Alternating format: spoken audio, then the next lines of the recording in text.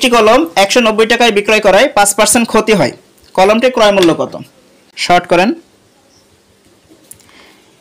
ক্রয় মূল্য বের করতে গেলে সূত্র কি, বিক্রয় মূল্যের যে ফিগারটা সেটা আগে বসাবেন। 190 টাকা, এটা কিন্তু বিক্রয় মূল্যের ফিগার।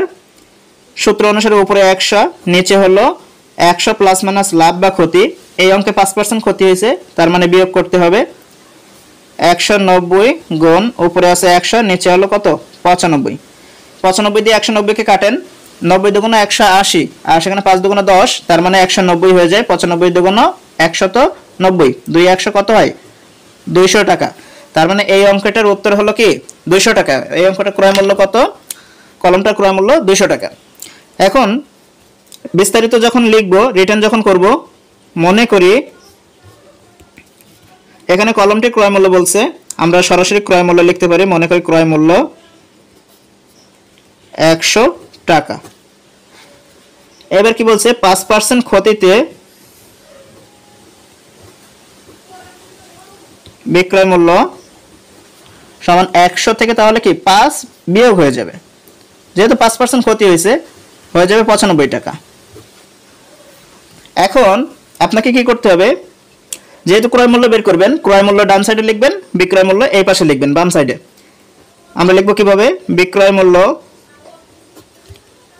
95 টাকা হলে ক্রয় মূল্য কত হবে? 100 টাকা। বিক্রয় মূল্য 1 টাকা হলে ক্রয় মূল্য কত হবে? নিশ্চয়ই কম হবে, তাই ভাগে চলে আসলো। বিক্রয় মূল্য যখন আপনার এই অঙ্কে বলছে 190 টাকা বিক্রয় মূল্য, তাহলে আপনাকে কি করতে হবে?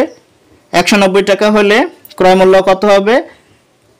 এখানে 190 টাকা উপরে গুণ হয়ে বসে যাবে, কারণ 1 টাকার তুলনায় 190 টাকা অনেক বেশি, যার কারণে এখানে ফিগারও বেশি আসবে।